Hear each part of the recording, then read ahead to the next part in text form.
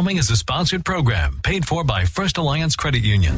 Welcome to Good Money Moves, featuring Jrnna Taubel from First Alliance Credit Union and Andy Brownell. Here's Andy Brownell on Rochester's News Talk, 1340 KROC AM and 96.9 FM. Welcome to Good Money Moves, News Talk, 1340 KROC AM and 96.9 FM. I am Andy Brownell, and I am joined by Jrnna Taubel, Director of Brand and Digital Member Experience at First Alliance Credit Union. Hello, Jrnna. Hey, Andy. Last week, we had some fun with Charles Dickens' classic story, A Christmas Carol. What are we going to cover this week on Good Money Moves? Yeah, we are continuing on with our holiday theme, and we are going to dig into some ways that you can celebrate the upcoming holidays that aren't going to break your bank. I like that. I like not breaking the bank, especially. Yes. So a couple of weeks ago on Good Money Moves, we talked about shopping tips. Yeah. So what else is there to think about when it comes to money in the holidays? Yeah, that's a good question. It feels like maybe we would have covered it all at this point, but I assure you we have not. No, it's a pretty big topic. Yeah, so we did discuss that on a previous episode, and there is a lot of emphasis on giving gifts. But sometimes this time of year, giving your time is better than giving a physical gift. And actually, research shows that people who receive gifts of things like experiences tend to enjoy those more than receiving physical gifts. That's an actual fact. So if you think about things, and if you think about yourself, it's like, do you ever remember any of the gifts you actually got? For the most part, no, but you remember being around the people and the time that you were there, right? So if you can kind of think about things that you can do together for the holidays instead of exchanging gifts, like getting together with some friends and doing a cookie swap, or getting together with your siblings and their kids and creating ornaments together that you can all share. Kind of think about ways that you can get your family to agree on some kind of focus that could really help everybody save a lot of maybe time and money during the holidays, because it always feels like you're short on time and short on money. Yep. Always. So, and really focus on creating memories together instead of giving physical gifts. One really interesting way that you can do this, that I find fascinating, and I think I might do this with my family at some point actually, is to get everyone together and create a family recipe book. Right. And, everybody's got all those little old pieces of paper or cards that have been passed down from grandparents, or you've, found a recipe somewhere and you scribbled it on a scratch paper that you refer back to over and over again. Like, take some time, maybe pick out a few of your very favorite ones, make them, bring them together for a meal, and then create this recipe book together. And there's a lot of different ways that you can do something like this, but this could be a really fun holiday tradition going forward for yourself. And it's inexpensive because you've already got the recipe. It's not like you have to pay money for it. You might have to pay a little bit of money for the things to make it, but it's pretty minimal cost to do those things. But then you can kind of just, work together to make this book and try these dishes that are almost family traditions at this point, get them together, and there's some really great websites that you can do to help you put stuff like this together out there. It's not like you have to, put together a scrapbook of it, although it could be another fun thing to do. Right. Just have fun with it. Have somebody in charge of taking photos of everybody making it, or the finished dishes that you have together, or that you can then put in this recipe book. And it's just a low cost kind of memory making opportunity over the holidays that I think is just one really fun idea, right? That you could do. Well, the idea to is save some money. Well, you're spending time together, and that's the whole point of the holidays, isn't it? All these things we do with the gift exchanges and everything else is to have the gathering. Exactly. I like the ideas. I actually know somebody who took old family recipes And they had, I don't know what they call them, some new device that everybody has for crafts nowadays, Click It or something like that. Mm-hmm. I don't know. I shouldn't have brought it up if I didn't know the name of it, but it allows you to do artsy things. Yeah. And so they were able to print all these family recipes on an inexpensive thing that they bought at the dollar store. But everybody got one of these things at the dollar store. And I think they might be like trays, something like that. Sure. And then imprinted these family recipes on it. And then everybody got one of those for the holidays. Oh, fun. I don't know if they're going to get together to make them, but it's pretty much along the same lines. Yeah. I also know of another person that they got together and they bought one of these big genealogy maps. And then they got everybody together with photographs of family members that they had. Mm-hmm. And they were able to slowly but surely put together the family tree with the old photos that everybody got. Yeah, that's another great idea. That one would be challenging, but yeah, if you planned it ahead enough time in advance to get people to prepare for it. Yeah. Yeah. Oh, yeah. Great ideas. Well, I certainly see where the value is in this, and where it would be a blast. I mean, just the laughs you would have telling the stories would be well worth it. Yes, and, absolutely. Well, that holiday shopping episode a few weeks ago, we talked about games like Pass the Present. It could be fun. The dice games and the Steal Your Gift and all those other things. Yeah. That you can play without spending a lot of money. I mean, that's another way you could do the same sort of thing, right? Yeah, absolutely. And, kind of as you bring that up, it kind of reminds me of another game that you could do to just have some fun, some low cost fun that builds memories and kind of gets you interacting with your friends and family in kind of a fun and different way. It's called the Oven Mitt game, and it's where you have, a bowl of candy and everyone has on oven mitts, or you could even just do mittens or, something that keeps you from using your hands fully. And that person then has to unwrap the most candy in a time frame, and with those oven mitts on, and whoever does that kind of wins the prize. And you can, and of course the nice thing about, these games like this that we've talked about, today and a couple weeks ago is the prizes that you win and the gifts that you give in this don't have to be big. They don't have to be expensive. Really, the focus of doing these is building those memories versus getting things. And another way that you could kind of twist this is to have, one person has to unwrap the candy and then the person next to them has to eat it. And then it's on the next person to successfully unwrap the candy and give that piece to the person next to them to eat it. So it's kind of a chain reaction game where it's almost a team game in that way. But really, it's kind of, when it comes to the holidays, it can be really more about just being with each other and making those memories. And, some other things to consider is, cooking that meal together, or you can, do a potluck style. So it's not all on one person to provide a whole holiday meal for everyone. You can do food swaps. Let's say your aunt likes to make, or she's really good at making pecan pie, but you're not a baker, but you love pecan pie, but you're really good at making chili or wings, and your aunt loves those things. You can kind of do a food swap as a way of giving gifts. Like, if there's that one thing that you really enjoy making and everybody gets really excited about when you make it, just make a bunch of that and give it to everybody. Like, it's kind of a fun way to show that you care about them and doing something that you enjoy at the same time, Right. Yeah. I mean, another fun activity that you and your family or friends could do together is, organize a tour of all the different light displays around town, and you can kind of make it into a game, right? You can plan it out and maybe find where some of the more decorated homes are in the area. And some people will make maps or whatever, and then you can kind of play a game and give the homes on the tour a star rating and kind of tally those up at the end, or make some other kind of maybe scavenger hunt out of it or something like that. But it's really all about kind of getting creative with how you celebrate the holiday.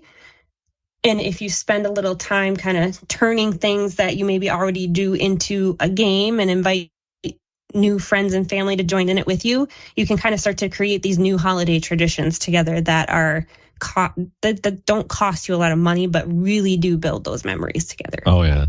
What our families must do thing for Christmas every year is, no matter what happens at the end of the afternoon and into the evening, the massive game of low stakes poker has to be played. Oh. And this started eons ago. My great aunt, who never married and never had children, would come to our home and spend Christmas with our family every single year.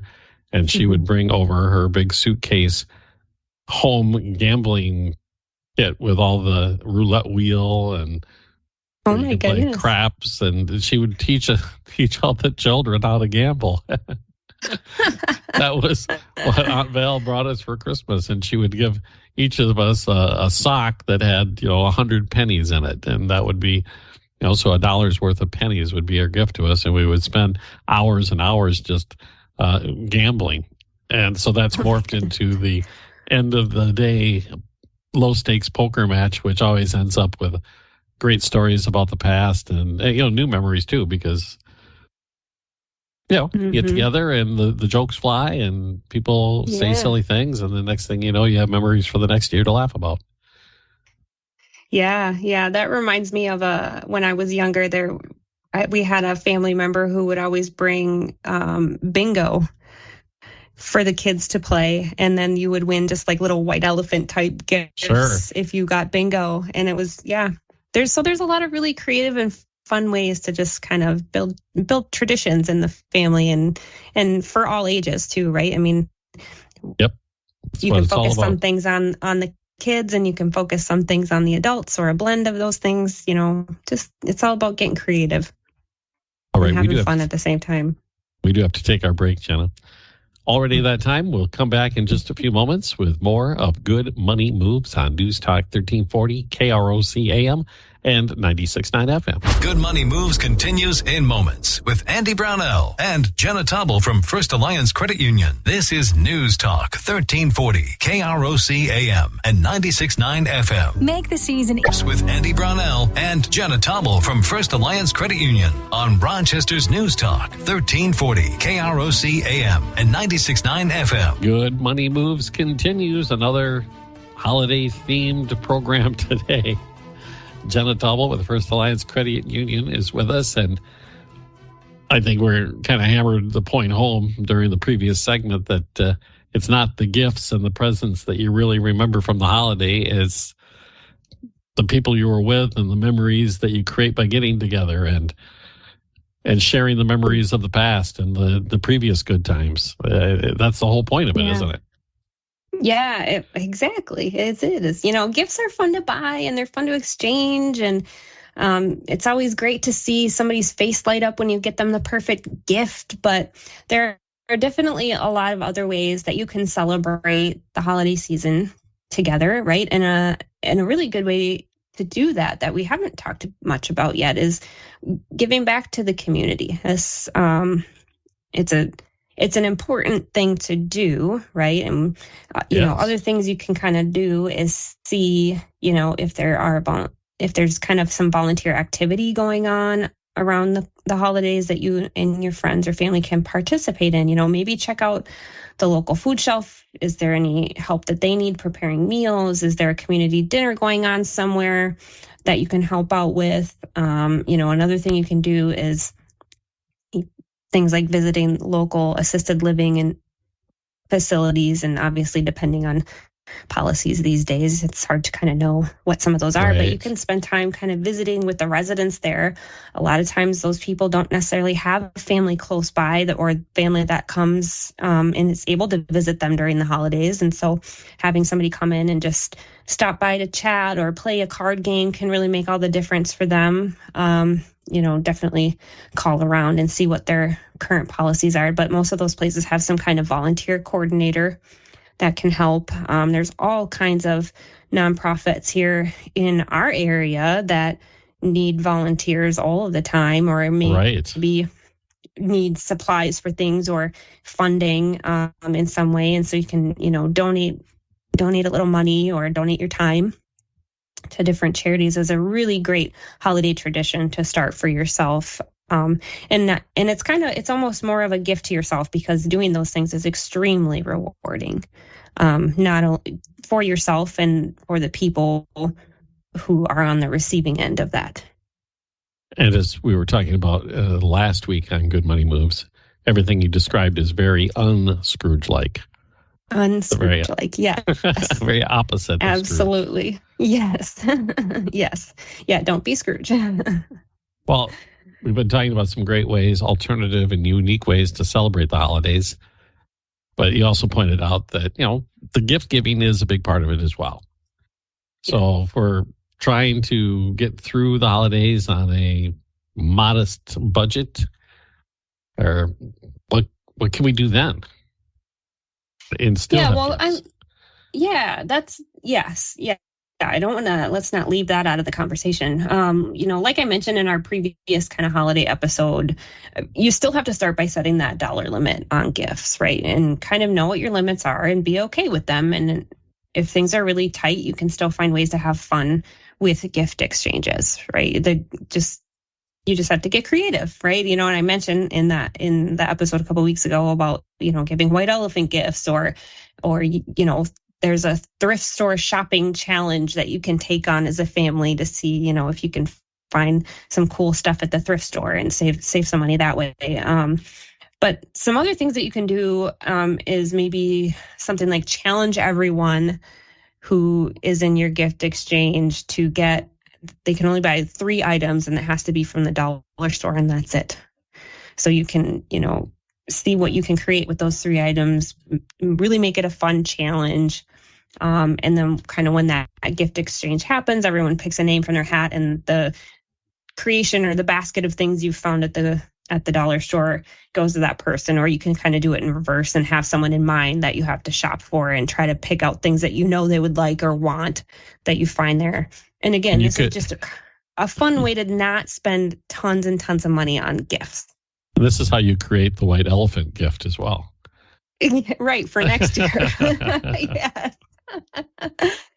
Yes, yeah. But you could do things like if they like a certain kind of snack or a certain kind of chip or a certain beverage, or you can do low cost things like that show that that person, you care about them without having to spend hundreds of dollars. Right. I know families where they set a limit, $20. Mm-hmm. Yeah. You can get a gift, but you can't spend more than $20 or more than $10, whatever the amount you want to set it at. Yep. And whatever it may be, put some thought into it, but that's all you can spend. Yeah, exactly. And there's no right or wrong kind of dollar limit to set on it. It's whatever makes the most sense for you and your family or a group of friends that you're doing a gift exchange with.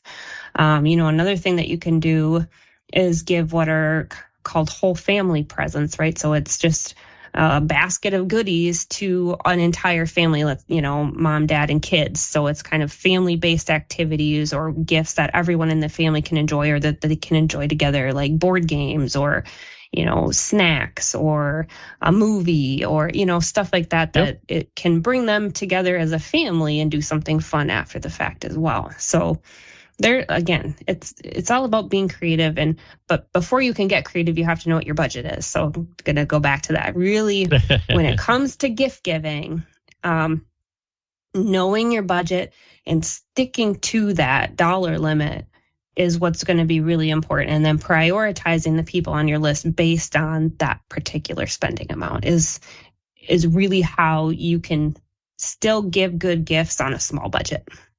Very good. We'll continue with Good Money Moves in just a moment on News Talk 1340, KROC AM and 96.9 FM. Good Money Moves continues in moments with Andy Brownell and Jrnna Taubel from First Alliance Credit Union. This is News Talk 1340, KROC AM and 96.9 FM. Naughty or nice this year? Money Moves with Andy Brownell and Jrnna Taubel from First Alliance Credit Union on Rochester's News Talk 1340, KROC AM and 96.9 FM. Welcome back, Good Money Moves.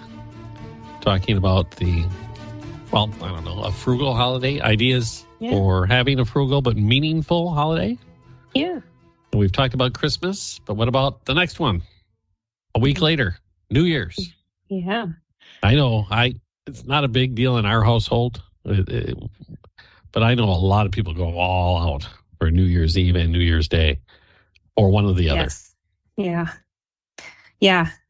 New Year's is definitely a big holiday for a lot of people. Some people like to go out, they get dressed up, they come home late. Other people like to go traveling for the New Year's holiday.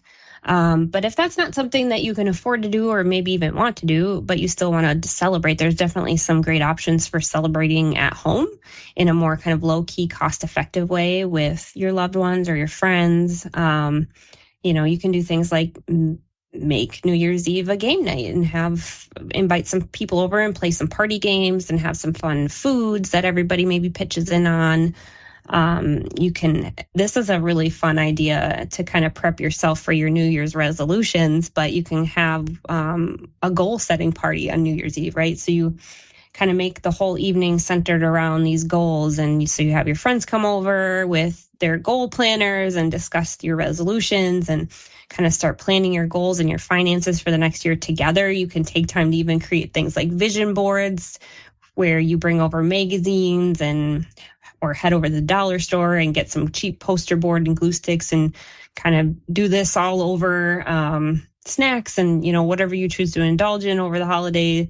And then really, it's kind of this really great opportunity for you to kind of commit to supporting your friends and their goals for the year, and they can help support you, and you kind of keep each other accountable for the things that you say you're going to do through this activity together. So it can be a really fun kind of way to set the tone for the next year for you and your group of friends, or you can certainly do this with your family.